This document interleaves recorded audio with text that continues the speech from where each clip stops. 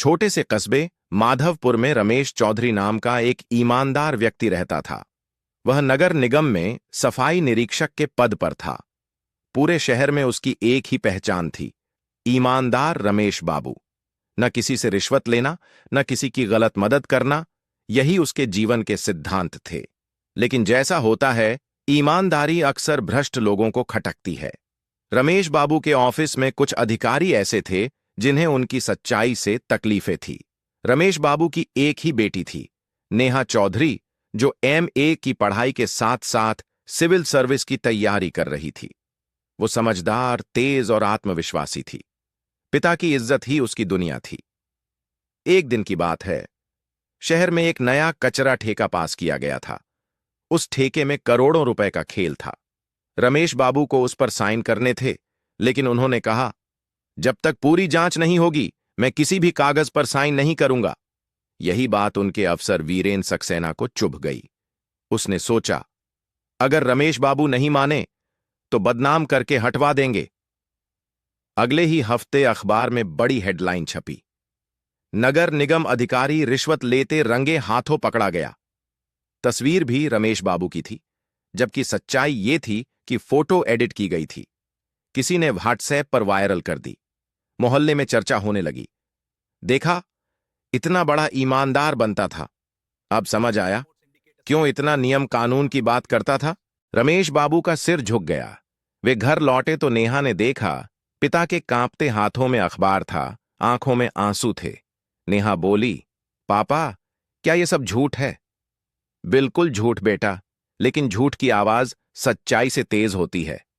इतना कहकर रमेश बाबू चुप हो गए। नेहा का संकल्प नेहा ने मन में ठान लिया। वो अपने पिता की इज्जत वापस दिलाएगी। वो दिन रात जांच में लग गई।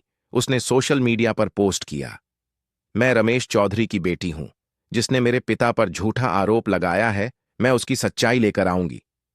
कई लोग उसका मजाक उड़ाने लगे, लेकिन कुछ पुराने कर्मचारी जो रमेश बाबू की ईमानदारी जानते थे, उसकी मदद के लिए तैयार हो गए। नेहा ने एक पुराने सफाई कर्मी को ढूंढ निकाला। नाम था लालू यादव। उसने बताया, बिटिया, असली रिश्वत तो वीरेन सर लेते हैं, हमने अपनी आंखों से देखा है, लेकिन कोई बोलने की हिम्मत नहीं करता। नेहा ने तुरंत प्लान बनाया। ऑपरेशन सच्चाई। नेहा ने अपने मोबाइल में एक सीक्रेट कैमरा लगाया। अगले दिन वह नगर निगम के दफ्तर में सफाई कर्मी बनकर पहुंची। सिर पर दुपट्टा और हाथ में झाड़ू थी। किसी ने पहचाना नहीं। वो धीरे धीरे वीरेन सक्सेना के केबिन के बाहर सफाई करने लगी। तभी एक ठेकेदार आया। सर, ये रहे 50,000 रुपए, बस साइन कर दीजिए। वीरेन मुस्कुराया। रमेश तो नहीं माना, पर अब मैं हूं ना। नेहा ने पूरी बातचीत रिकॉर्ड कर ली। शाम को वो रिकॉर्डिंग लेकर सीधे डीएम ऑफिस पहुंची।